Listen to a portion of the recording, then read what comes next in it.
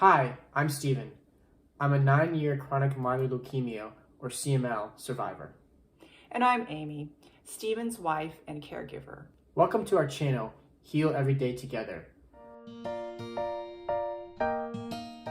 Today we're going to share the story of how I was diagnosed with cancer.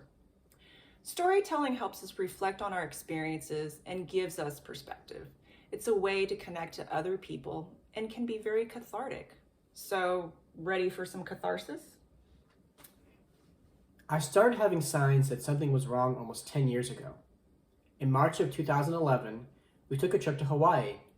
Along with eating delicious food, we took surfing lessons and tried zip lining. Toward the end of the trip, I started noticing bruising on my body. They were long red and purple marks on my legs and inner thighs. These bruises were extremely large and were bigger than any bruise I ever had. I tried to convince myself that these bruises were caused by getting accidentally hit by a surfboard from another student and by the zip line harness rubbing up against my thighs and legs. But I didn't get these bruises, and we'd done the exact same activities. We tried to laugh it off as best we could. I even made jokes about kicking him in his sleep. But we both knew in our hearts that something wasn't quite right. I googled bruising on legs. Of course, when you search for medical help online, every single post seems to say you are dying or have cancer. Sure enough, the few websites I read said that bruises were a symptom of cancer, specifically leukemia. I had not done my annual physical checkup in about 8 years, so I was definitely overdue. I hate seeing doctors because I don't like needles. I was nervous about what a doctor would say about the bruises, so I didn't see a doctor right after the trip. I had to stay on Steven for him to get an appointment. It was over 20 days after our vacation ended that I finally went to see the family doctor. On the day of the appointment, the doctor was not available to see me. The nurse just did all the basic things that are done for a physical, including drawing my blood. I thought I would have to wait until the following week when my results came back to discuss the bruises with the doctor. The wait didn't take long. Just after lunchtime the very next day, I got a call from the doctor's office. They wanted me to come in immediately. There were results that the doctor wanted to discuss with me. I contacted Amy, but she was in the middle of teaching, so I left her a message. As I drove to the doctor's office to calm my nerves, I told myself, maybe the doctor wanted you to come in to tell you the results were perfect. But then reality kicked in, and I realized that no doctor ever calls you in just to tell you that you're doing great.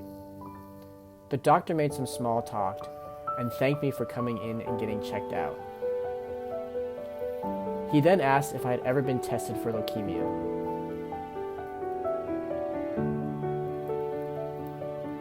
I shook my head nervously, not liking those words.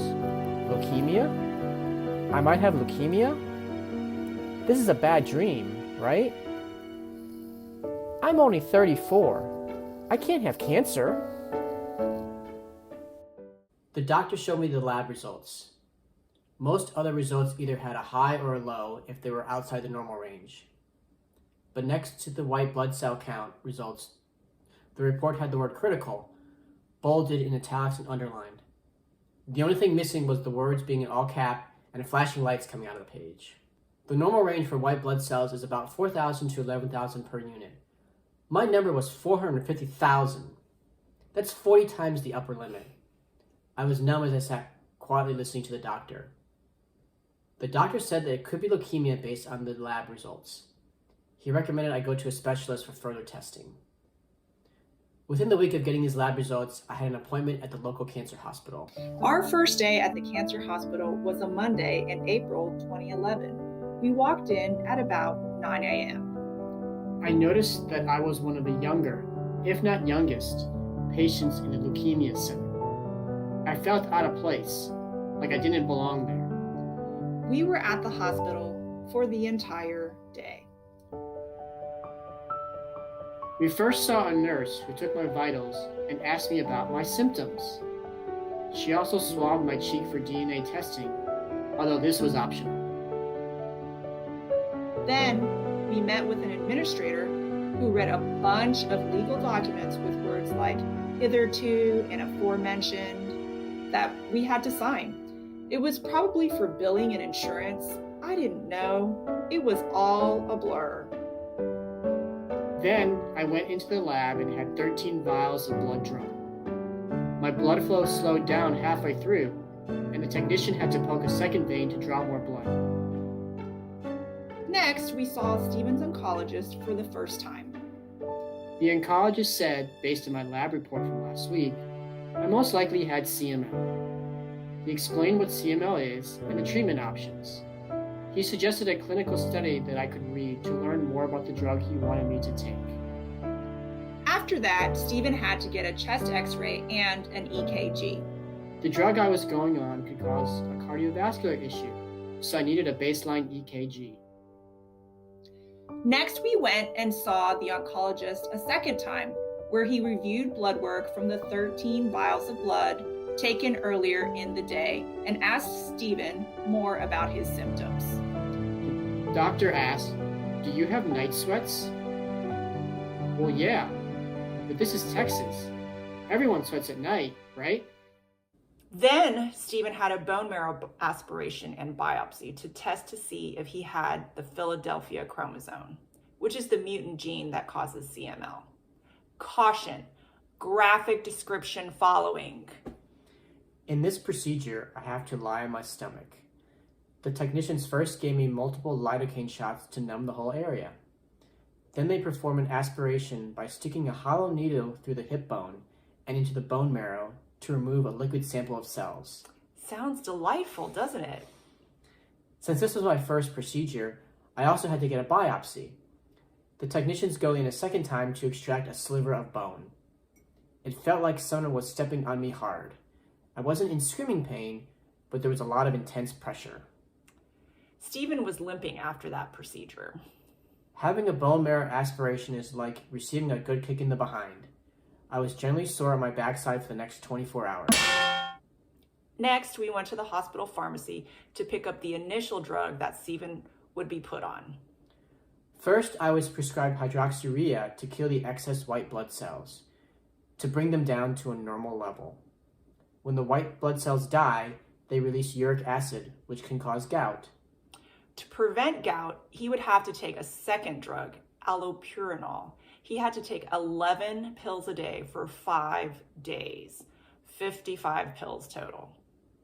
I had to come back to the hospital 3 days later on Thursday and have another blood test to see if the initial drug treatment lowered my white blood cell counts enough. It didn't, and the bone marrow biopsy results hadn't come back either. In the meantime, Stephen's oncologist had to argue with our health insurance provider because he was going on a clinical trial and they were rejecting the treatment. The oncologist explained that the treatment and monitoring were standard, and an advantage of the study is that it would offer the drug for free. I had to go back on Monday and have another blood test. Results from my bone marrow biopsy was also back by then and confirmed I had the Philadelphia chromosome. I signed paperwork to start the clinical trial and then went to the pharmacy to pick up my oral chemo drugs. So in a span of 8 days, we were at the hospital 3 times, Monday, Thursday, and Monday again. Now, leukemia is not a cancer that's staged since it's a blood cancer and there is no tumor. So Stephen didn't have any tests related to staging. Given the current treatment options today, CML is one of the easier cancers to deal with. One of the nurses I saw that first day even told me I had the good kind of cancer. However, it is still cancer. So even though I'm living a normal life today, CML will always be something I'll be monitored for, with or without drugs. Thank you for listening to our story. If you have any questions, please drop them down below and we'll answer back. Please let us know what lessons you learned from your diagnosis down in the comments section, and we will comment back. Share your story with us. We're here to support each other and learn from each other. Hit the subscribe button and the bell to join Team Heal. We all need teammates to support us in living a healthier lifestyle. We are Stephen and Amy from the Heal Every Day Together channel. Check out the link below to find our website to find out more about our program for cancer survivors and caregivers. Thank you for joining us today. Together we heal.